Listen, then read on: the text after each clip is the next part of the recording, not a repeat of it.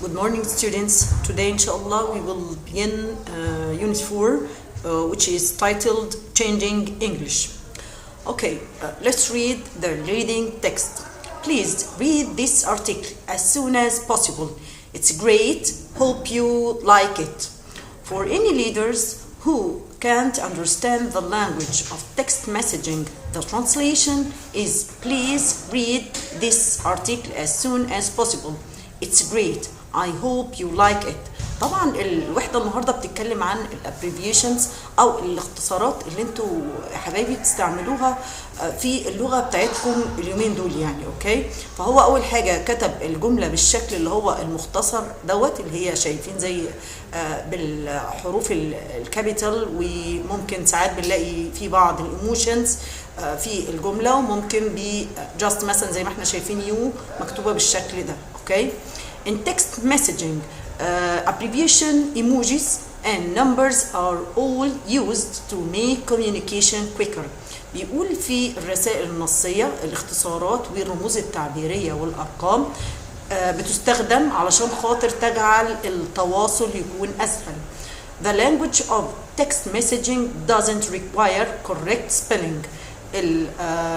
اللغة بتاعت الرسائل النصية يعني لا تتطلب السبيلنج الصحيح أو الهجاء التهجي الصحيح or difficult grammar and punctuation أو الترقيم أو الجرامر الجيد يعني. Messaging language is appearing in everyday English more often when people write emails. Many of them use a lot of abbreviations and emojis. Some people use less punctuation, but others use more than they need. طيب بنتكلم عن بالنسبة للغة التواصل اللي بقت تظهر دلوقتي في اليومين دول. دايما بنلاقي فيها ان بعض الناس بتكتب الايميلز بتاعتهم، العديد منهم بيستخدم كتير جدا من الاختصارات والرموز التعبيرية، ولكن بعض الناس بيستخدموا ترقيم أقل، والآخرون بيستخدموا زيادة أو أكثر عن اللي هم محتاجينه. So is messaging language damaging English? Messaging language may be fun to use with friends, but it is not suitable in formal emails. دلوقتي بنقول ان لغة التواصل او بتدمر اللغة اللي احنا شايفينها دي دلوقتي بنستخدمها في الرسائل. لاحظين ان هل هي بتدمر الانجليش ولا لا؟ اللغة بتاعتنا بنقول ان اللغة ديت ممكن ان هي تبدو الى حد ما تكون فن يعني ان انت تستخدمها مع اصدقائك، ولكنها غير مناسبة نهائي للفورمال ايميلز. And now teachers are worried that some teenagers are no longer able to speak or write using English correctly. طيب بنلاحظ دلوقتي ان بعض المدرسين قلقين بشأن ان بعض المراهقين دلوقتي، طبعا ده كان من العيب الخطير ان هم ما بقوش قادرين ان هم يتكلموا او يستخدموا الانجليش بشكل صحيح.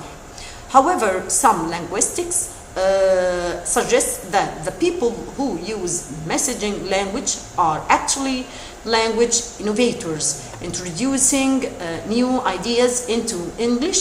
They argue that messaging language is quick, short, and communicates a lot in a small space, whether or not you like.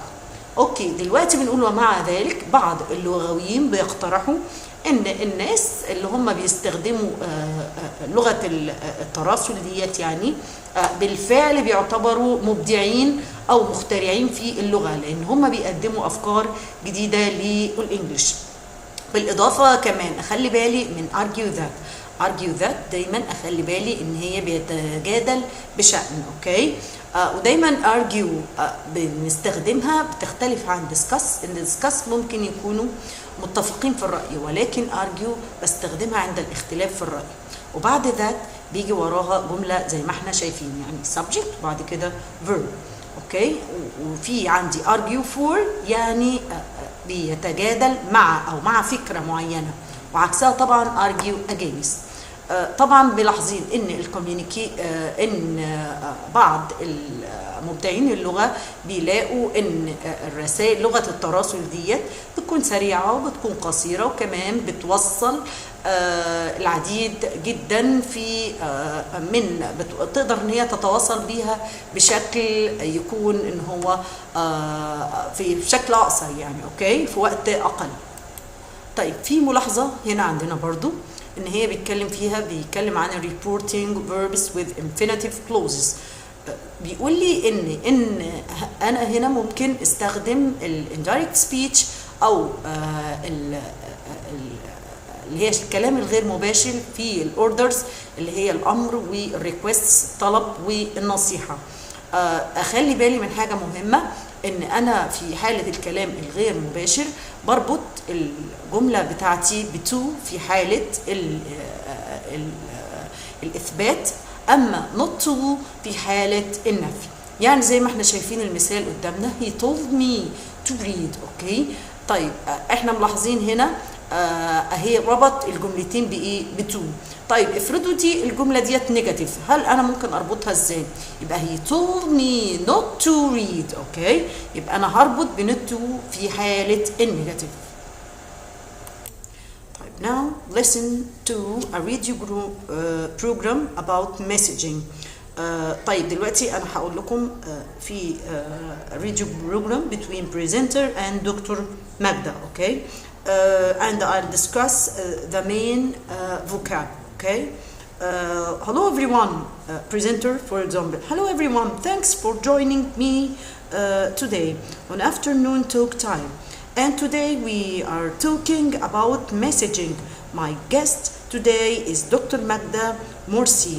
She's the author of the book Guide to Messaging, which encourages us to use messaging positively. Welcome to the program Magda. طيب من اهم الفوكاب اللي احنا شايفينها في المقطع اللي انا قلته دوت كلمه author اللي هي بمعنى ايه؟ بمعنى مؤلف او كاتب. اوكي positively يعني بايجابيه.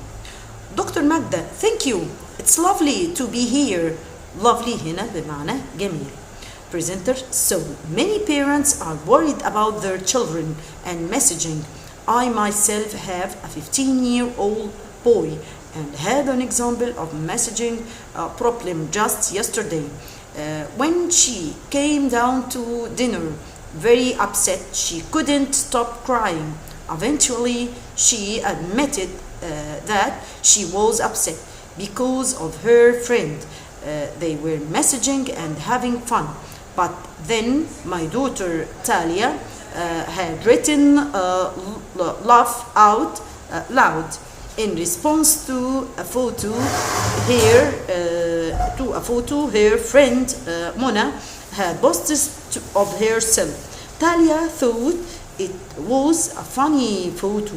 She waited for an hour, but Mona didn't reply. Talia couldn't understand what the problem was and was worried that Mona was upset with her. طيب هنا من أهم الفوكاب اللي احنا شايفينها كلمة admit بمعنى يعترف، وعندي response بمعنى رد فعل أو استجابة. دكتور ماجدة, this is a good example of why we need to be aware of advantage and disadvantage of messaging and how it can very easily make us worried and upset if we get it wrong. طيب هنا من أهم الفوكاب بالنسبة لي كلمة advantage و disadvantage اللي هي مزايا وعيوب. كلمة upset برضو بمعنى منزعج. Presenter, because messaging is different to speaking face to face. Isn't it? طيب face to face هنا بمعنى وجه لوجه، وأخلي بالي إن كلمة face ممكن تيجي verb بمعنى يواجه أو تيجي noun بمعنى وجه. Exactly, Dr. Magda, exactly. Sometimes face-to-face communication can be confusing. It is easy to feel the other person isn't listening, for example, or isn't interested in what you are saying, but messaging can be much more confusing. And this is basically because you can't see the other person's face. is he or she smiling or frowning and you can't hear their voice? Are they angry? Are they making a joke? Are they feeling sad? And that you can see their body movements. When we talk to someone face to face, we notice all these things. Facial expressions, bodily movements, and tone of what they are saying. When we message, we have to guess a lot of these things. This means we can often understand what the other person is trying to communicate. طيب عندنا هنا من أهم الفوكاب بالنسبة لي عندي كلمة face to face بمعنى وجها إلى وجه. Basically بمعنى أساسا. frowning هنا بمعنى يكشر. عندي tone جاية بمعنى نبرة صوت. Presenter. So that's the negative side of messaging. Is there a positive side? Yes, of course. Messaging is great for staying in touch with friends. But remember that messaging is designed to be short and quick. So don't expect to have long conversation and don't get upset when you get one word or even an abbreviation or acronym as a response to your message. طيب هنا بالنسبة طبعا abbreviation قلنا بعد كده بمعنى اختصار. acronym بمعنى أوائل حروف الكلمة. Presenter. So what should my daughter Talia have done yesterday evening? Dr. Magda. Well, first of all, she shouldn't have got upset so quickly. Just because you don't get an immediate reply doesn't necessarily mean that the person is not interested in chatting with you. People are busy and they have got other things to do. So she shouldn't have sat in her room for an hour looking at her phone and waiting for Mona to reply. She should have put her phone down and done something else and checked her phone later. And of course, if she was really worried, she could have called and spoken to Mona. She have messaged and said, "Can I call you?" Presenter. So I think Dr. Magda is telling us to remember that sometimes some traditional communication is important. طيب traditional communication هنا بمعنى التواصل التقليدي. Dr. Magda, I am absolutely messaging is one form of communication, not the only form of communication. Presenter. Great. Thank you Dr. Magda Morsi. Next to the program. طيب هنا طبعا شايفين ان الconversation دي بتتكلم عن المزايا والعيوب بتاعه المسجنج. اوكي. طيب دلوقتي درس الجرامر بتاعنا بيتكلم عن ايه؟ بيتكلم عن use of could, should have, plus part participle. اوكي. اول حاجه هنتكلم عن could have plus part participle اللي هو التصريف الثالث للفعل. امتى بستخدمهم بالظبط؟ to say that something was possible in the past or someone had the ability to do something. دلوقتي بستخدمها امتى ديت؟ بستخدمها لما بتكلم عن شيء كان من الممكن في الماضي او شخص عنده القدرة ان هو يعمل شيء. زي المثال اللي احنا شايفينه قدامنا. She could have called and spoken to Mona. او المثال الثاني زي ما احنا شايفين what could she have said to her friend. اوكي. طيب عندي بالنسبة لل couldn't have بقى plus التصريف الثالث او الباست participle دي بستعملها امتى؟ دي to say that something wasn't possible in the past. يعني العكس بتاع could have على طول. يعني هنا بستعملها في حالة النفي. ان شيء لم يكن من الممكن في الماضي.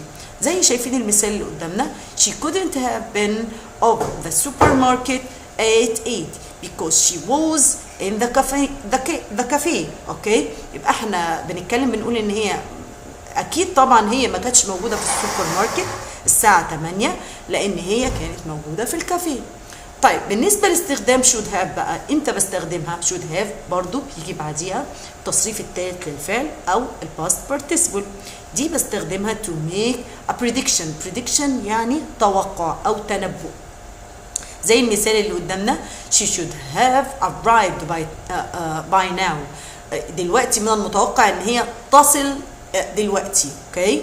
وعندي برضو الاستخدام الثاني to talk about regret in the past يعني بستخدمها للندم في الماضي.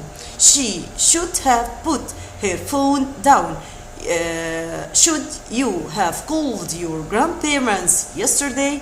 دول مثالين برضو بيعبروا عن اليوز او الاستخدام بتاع should have plus الباست participle. طيب بالنسبة لاستخدام shouldn't have plus الباست participle بستخدمها امتى؟ دي عشان خاطر to say that something in the past wasn't a good idea. دلوقتي بتكلم اما بيكون بستخدمها عند التعبير ان شيء في الماضي ما كانش حاجة كويسة. زي مثلا زي ما احنا شايفين she shouldn't have got upset. ما كانش المفروض ان هي كانت تبقى منزعجة او متضايقة.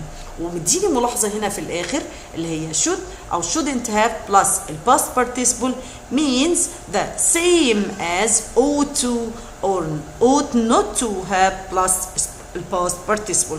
طبعا أخلي بالي في الامتحان هيبقى مديني اختيار واحد هو البوسيبل. Okay, now let's stop here and inshallah next time we will continue unit 5 inshallah. Thank you, goodbye.